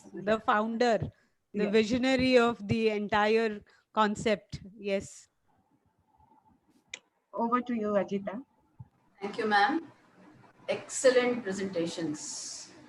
There are a lot many questions. Let's see how we can fit it into our timing. First, let us go on to Dr. Rajni. Regarding assessment, there are a lot many questions. So how do you assess the spinal dysfunction? Whether there are specific tests that you use, and how do you assess the back proprioception? Also, the lumbo-pelvic ratio calculations. Okay, so if we were to go by, I see a few here typed in, and there was one regarding proprioception. So for proprioception, the common tests are either, I mean, there isn't unfortunately a test that has come out which is most sensitive or most valid. But in terms of validity, what it tells us is that it is safe to use something and it's reliable to use something that incorporates either active repositioning or passive repositioning. Of course, active repositioning would be beneficial over passive. So a particular paper that is published by Gregory E, there is a huge evidence there about active repositioning of the lumbar spine. And we're talking about positioning that into 30 degrees of flexion. And as we do it for the shoulder, active repositioning is the exactly same concept that we apply here. Some of them who have access to isokinetic dynamometers can use those, because there you can even objectively measure. But in routine clinical settings, I think active repositioning is something which could be brilliant. I mean, that's as far as we have in terms of this. Now, when we talk about, I think there was another question about hip mobility. Mobility. So when we're talking about mobility, bringing in and roping in Himakshi's presentation as well, it's about the range of the movement and the nature of the movement, not only at the lumbar spine, but also the pelvis and the hip which is connected through the pelvis to the lumbar spine. So although we don't see a direct connect there, we have the connect through the pelvis. And pelvic tilts in the sagittal plane as well as in the coronal plane are very, very obvious. Now, in routine clinical settings, it's basically observation, as we all have. And that's why I began with saying that that is the most powerful tool that we have. And of course, now you have a lot of 2D joint motion programs, even free to download, like Dartfish and many others, to supplement your observation, which can be easily downloaded on the mobile phones. So simply a video of the motion, forward bending, all the functional activities that we've spoken about, forward bending, sit to stand, walk, step up, step down. Okay, so these are the activities that we can easily video and then have a 2D motion. But even before that, it is eyeballing the movement through observation. There's one more question: how to assess low back pain in sports? Pardon me. Sorry, what's the question, Ajita? How to assess the low back pain during in the sports scenario? Okay, but are we talking about any particular sport, or because we would have to fit that? No, that's the question that we have just received from. How to assess low back pain during file scenario in sports? Could we have? This has come from Charmi. Charmi. Hi, Charmi. It's nice to know that you are at the other end. How are you? Can you specify the question a bit, Charmi?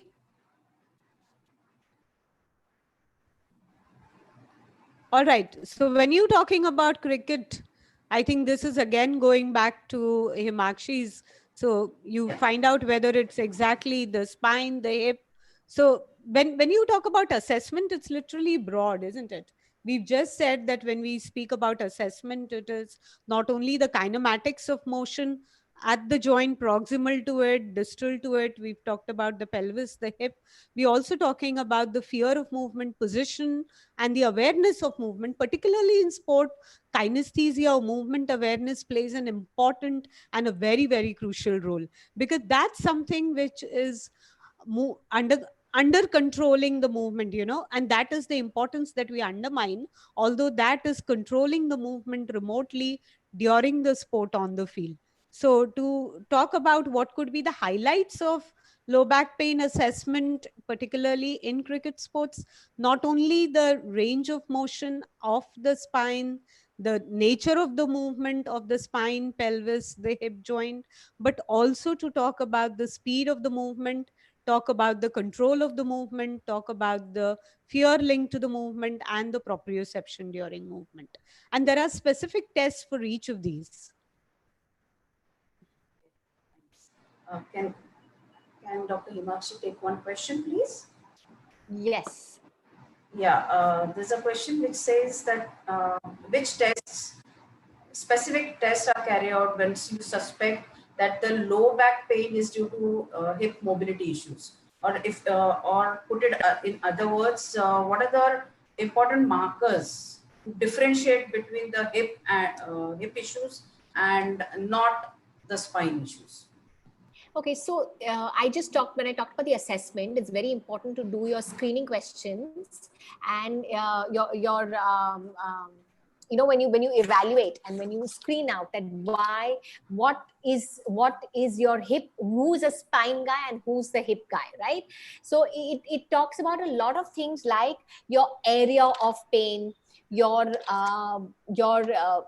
what to say, the kind of pain you're experiencing, in the sense whether is the pain with your activity, like you're walking, you're sitting, you're standing. So you're going to see that all the activities which involves the hip is moving is more related to the hip guy. You know that the area for hip is more groin, lateral hip pain and a posterolateral pain. Whereas for the spine, you know it's specifically the lumbar spine. Maybe it's a radiating pain going down to the leg, which in case of a hip, you're not going to get any radiating pain. So you need to take your subjective very well and identify who is a spine guy, who is a hip guy. And especially like if you have a young guy, like for example, you have avascular necrosis and you really don't know, and you have a guy who's walking in. When you walk in, from the walk, you will know from the gait pattern that how much is the rotation happening at the hip, how much the rotation is happening at the spine. We are not measuring it, but the measure later is your actual objective examination. So then you're going to actually examine the hip in terms of what I mentioned earlier, your articular, your spine articular assessment. You're going to check the length of the muscle. You're going to check what is the stabilizer which is inefficient, and you're going to then relate that to functional movements. So say forward bending is hurting him more in the low back and the hip. So if it is, then you have to then check that whether the spine is contributing more to the hip pain or it is the hip which is contributing to the spine pain. And your objective examination will also then tell you what is related to whom. So which is the primary source of symptom, and what is it so my impairment is the lumbar spine, for example, but my hip internal rotation restriction is giving me a lot of lumbar spine issues, or my posterior pelvic tilt because my hams are overactive is constantly giving me a lumbar impairments because I'm doing a forward bend. So when you do your active movements, it's already giving you enough information what goes to the hip section and what goes to the spine section. I hope that answers your question. Yeah, true. So in your experience, you can say that the rotations, the external, internal rotation deficits are more of a problem? Yes, more internal deficits than external, but internal yes, ones. Yeah, but it's not, I mean, it's more, the only thing like literature has said, and I've seen patients with acute back pain, if they have a hip restriction or SIJ issue, the internal is more affected than external. That doesn't mean that the external is never affected. Yeah. we should be starting working on the hip mobility first before you go to improve the lumbopelvic stability?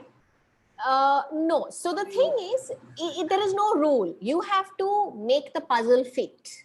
Okay. Now it's important, like if you feel that the hip rotation is contributing to a lot more lumbopelvic instability, or I would say more lumbopelvic movement, then you work on the hip. A lot of us, the point I'm trying to drive is, a lot of us, when you have a lumbar back problem and a pelvic SIJ problem, we work on the core. We just work a lot on the core, and it's not wrong. But when we have recurrent pain coming back, that means there is something which is missing. And realizing that we missed later, we rather check it in the first 2 or 3 sessions, that is the hip contributing to this low back issue. Maybe there is no pain, so I'm doing my lumbopelvic core stability program, but simultaneously I'm also working on my hip mobility so that I can integrate the two and get better outcomes. Is that clear? Yeah, and can you highlight on the active inhibitory stabilization? So this active inhibitory restabilization is when we talk about stretching. So there are lots of types of stretching. So there's active stretching, there's dynamic stretching, there's sustained stretching.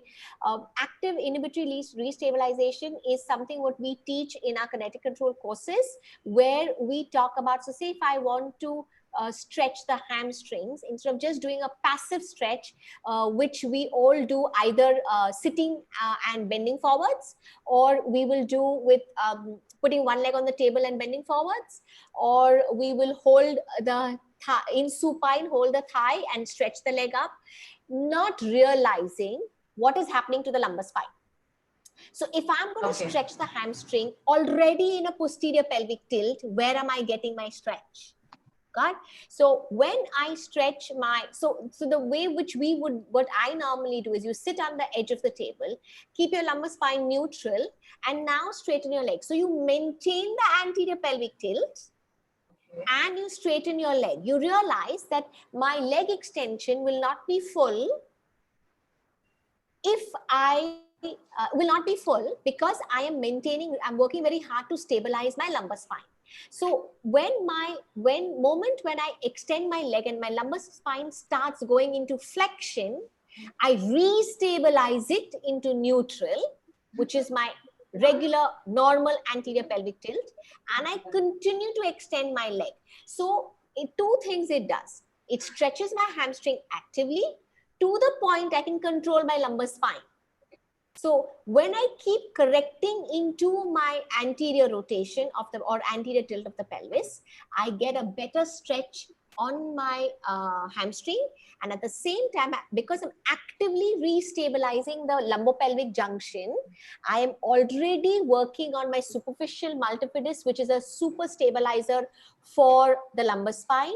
And I'm working also on my hip to make sure that I don't roll into my posterior pelvic tilt. Does that make sense?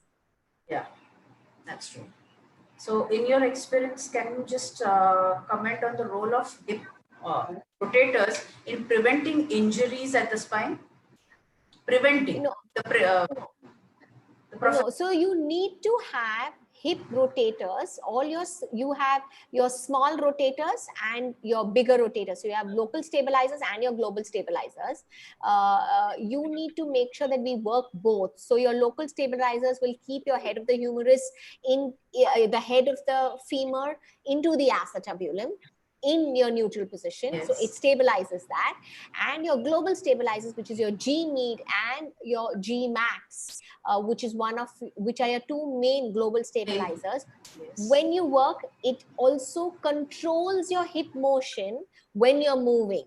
So when that control is there, my lumbar spine will not be compensating for the inefficiency at the rotation at the hip. So I talked about that article where Christopher Powers in 2015 did the role of sagittal plane motion of the pelvis, its influence on the hip transverse movement, transverse plane movements. So that's what he said, that if I have a lot more internal rotation at my hip, where my Yes. glute med is not working efficiently, or my glute max is not working efficiently, I am going to, my pelvis is going to be more into anterior pelvic tilt.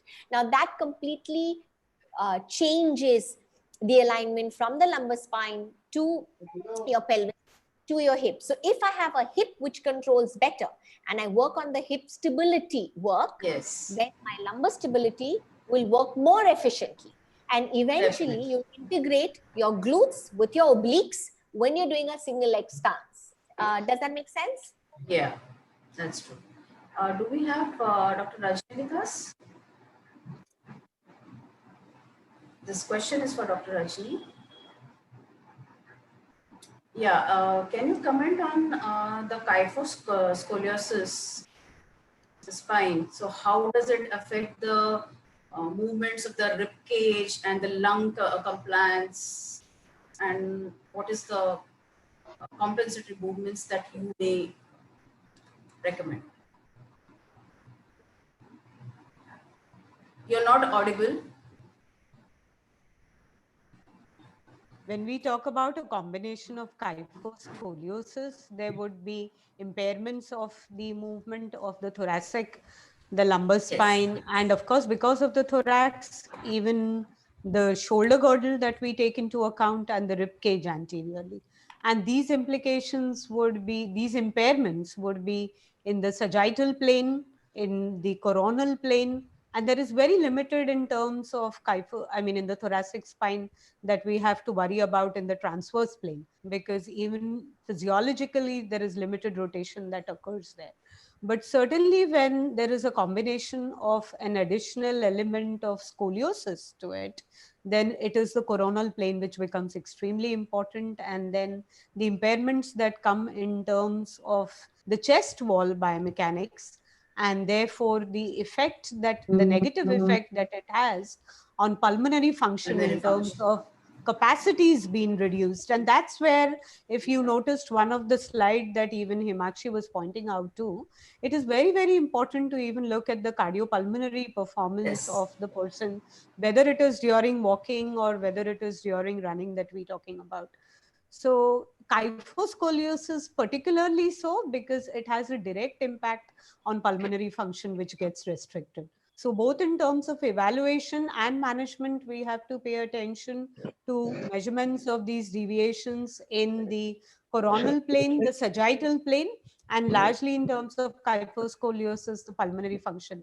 And the readily available routinely spirometers which are out there in routine clinical practice serves as a fantastic objective measure even to see. And even simple tests like walk while you talk, talk while you walk. Okay, so these are simple tests that you can have, even the patient self-monitoring them, because we deal with a lot of people who come from these rural villages, and they do not have the luxury of having walking into the clinic daily with us.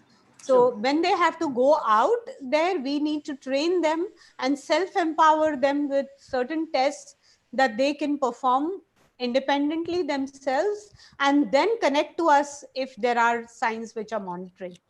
So these are simple tests like these that you can have these patients perform and report to you for any alarming signs that you need to intervene. Definitely. We'll take one last question regarding lumbar spondylitis. The movement impairments. What is useful? Like is the lumbar extension useful, or is there any manual therapy that you would recommend for the spondylitis?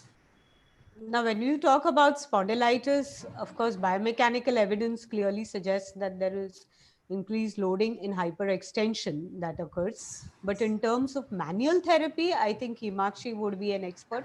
I'm not a manual therapy expert, I admit, because personally, this question was for both of you, so that it's open to both of you. So if it is from both, then from one perspective, where it comes from, it is global exercise. which is why I keep emphasizing that it's not specifically the lens focused on the spine, because we have to grow out of this that only flexion or only extension is not going to help the person. In fact, there is huge grade 1 level of evidence which suggests that even global exercises and simple physical activity which the person engages in, which does not aggravate the pain, is equally beneficial as much as manual therapy sessions. But of course, that does not mean there is potential tremendous scope for manual therapy interventions. And for manual therapy intervention, I would leave to Himakshi from global exercise perspective, mobility exercises, physical activity, and there's huge amount of evidence to support that. Okay, so this question was spondylitis, right? It's for spondylitis, right? Spondylitis. Yeah.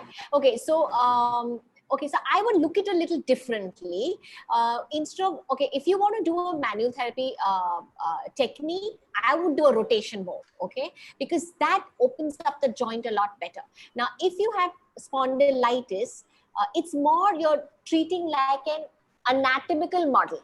Okay, you need to, I normally tell people spondylitis is very, very essential part of our aging process. It's like you tell somebody who is growing old and I don't want, why do I have white hair? I mean, I'm going to get white hair because it's part and parcel of aging. Similarly, my spondylitis is a part and parcel of my aging of my lumbar spine. Now, again, the same question. Who is the patient, whether it's a younger person or an older person, and what is the activity or the function they have to perform? Depending upon that, and what is the movement restriction they are feeling. So I would look at that from the movement point of view. Now, how are they moving into flexion? How are they moving into extension? Now, when you say spondylitis, I don't know whether you have a flexion related problem or you have an extension related problem. So how will I really move? Yeah. But the best thing which I would do if I have stiffness is rotation more, because that will give me better intersegmental gliding, but better facetal gliding, and give me better movement. Then to then make that movement more efficient, I will then test whether it's a flexion related problem, extension related problem, or a rotation related problem. If it's unilateral, then we know that it is more on one side, therefore it's more rotatory involvement.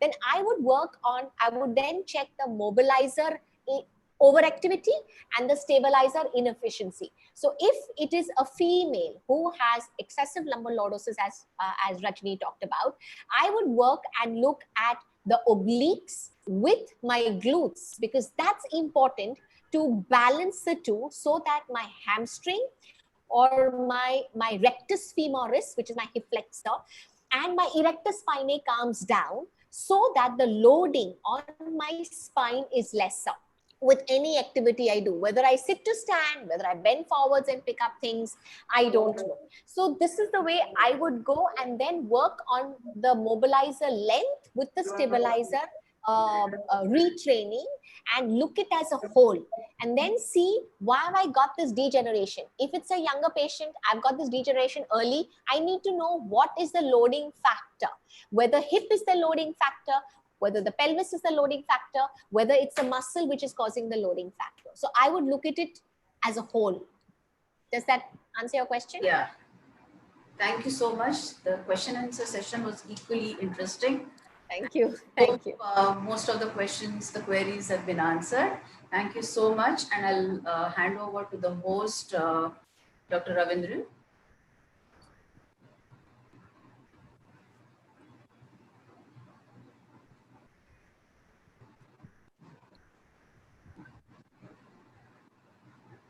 Ravindran.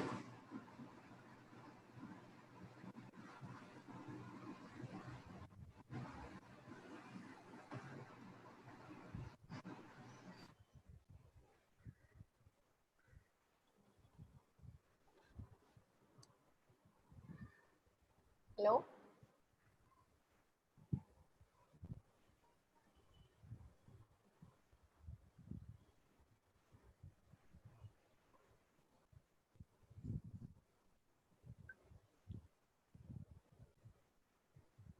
Who's there? Should we stay or should we leave? I think probably. I think they're lost. But it was a good session, Rajni. I quite enjoyed it because I was happy that we just, our topics were just very, very similar. So it was good. Yeah, I'm very quite glad. complimenting. Yes, so I was really excited about that. So I think that was good. Same here. Anyways, Same yes, very I don't much. know whether should we stay or should we No, I think I Ajita think is back. I Ajita is think this is the end of the session. Yes, thank you, Ajita. I thank on behalf of Mumbai branch of IIP and Arthroscopy Academics. Thank you so much, Ajita. It was nice seeing you after those college days. I know. It's very, very I was a junior to you. I just recollected that, but you know what happens when you see people after 20 years, you don't really register them. Yes. So it was nice. And I think the very sequence has informative. been quite good. Yeah. Very, very informative. Thank you so much. Thank you. Yes. And I think the sequence has been quite good. 92, 93, Right. 94 batches. Yes. Thank you very much, ma'am. And thank you, Maria, ma'am. Nice seeing all three of you all after so I long. know, after very long. Thank you so much. And thank you, Maria. Thank you, ma'am. Thank you. Bye-bye. See you. Bye-bye. Bye-bye. Bye-bye.